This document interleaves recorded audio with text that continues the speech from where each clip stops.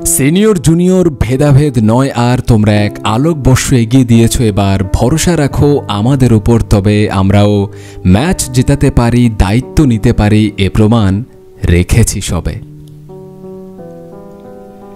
মেহেদী হাসান মিরাজ যেন বামপক্ষ অর্থাৎ সিনিয়রদের কাঁধে ঝুলে পেরিয়ে যাচ্ছে ডানপক্ষ অর্থাৎ জুনিয়ররা।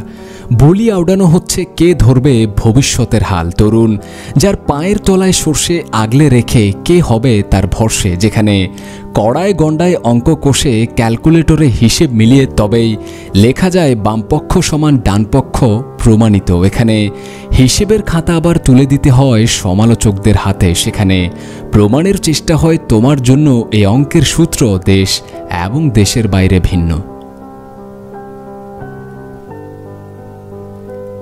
ডিসেম্বরের শীত এদেশে এখনো ঝেঁকে বসেনি। এদেশে কখনো তুষারপাত হয় না, পানিতে বরফ জমে না। মনে আসে টাইটানিকের কথা, সামান্য বরফের আঘাতে তলিয়ে যায় বিশাল আকার জাহাজ। সেদিন ডুবতে থাকা জাহাজ বাঁচিয়ে কারো মহানায়ক হয়ে ওঠা হয়নি। মহানায়কেরা এমন মুহূর্তেরই অপেক্ষায় থাকে, আশাহীন মানুষের পালে শেষ নিঃশ্বাসটুকু ফুরিয়ে যাওয়ার আগে সবটা দিয়ে লড়ে যায়। মিরাজ এমন দুটি মুহূর্ত সৃষ্টি করেছেন, এবার তলিয়ে যাওয়া একটা দলকে একা হাতে টেনে তুলেছেন।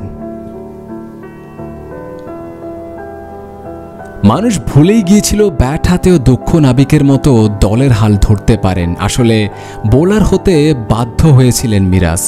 ইংল্যান্ডের বিপক্ষে টেস্ট অভিষেকে অতিমানবীয় বোলিংয়ের ফলে লোকেরা ধরে নিল তিনি বোলার। কোচ হাতুড়ে সিংহ তাকে বোলারের মতোই ট্রিটমেন্ট দিলেন। ব্যাটিং পেতেন ৮-৯ নম্বরে। সাফল্য কখনো কখনো নিজের শত্রু হয়ে যেতে পারে। এর সবচেয়ে বড় প্রমাণ মেহেদী হাসান মিরাজ। ছিলেন ব্যাটিং অলরাউন্ডার, জাতীয় দলে এসে হয়ে গেছেন পুরো দুস্তুর বোলার। একদিকে সাকিব আল হাসানের ছায়া, আরেকদিকে ব্যাটিংয়ের সুযোগ না মেলা। সব মিলিয়ে মিরাজ যেন কিছুতেই অলরাউন্ডার হয়ে উঠতে পারছিলেন না। টাইটানিকের তুলনা বাড়াবাড়ি হতে পারে, আমি বলি এটা তার চেয়েও বেশি কিছু। ভারতের সাথে নিয়মিত তীরে এসে তরিডুবা দেখতে দেখতে বাঙালি এটাকে অভ্যেসে বানিয়ে ফেলেছে। রটে গেছে বাংলাদেশের খেলা দেখা আইসিইউতে প্রি বুকিং দেওয়ার মতো। ওরা কিভাবে যেন জেতা ম্যাচটাও হেরে যায়।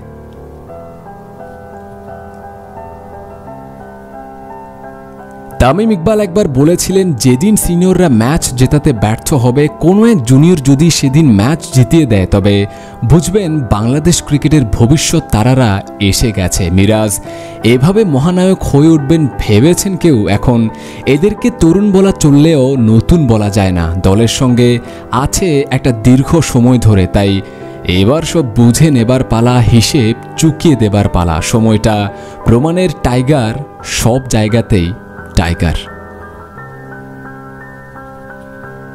মিরাজ ঠিক কতটা আত্মবিশ্বাস নিয়ে বলেছিল সবসময় স্বপ্ন দেখেন জেতার। এর ছিটে ফোটা বিশ্বাস নিয়ে বলার সময় এসেছে, ভরসা রাখো নিজের মতো চালিয়ে যাও, তোমাদের হারাতে দেব না, তোমরাই ক্রিকেটের ভবিষ্যৎ।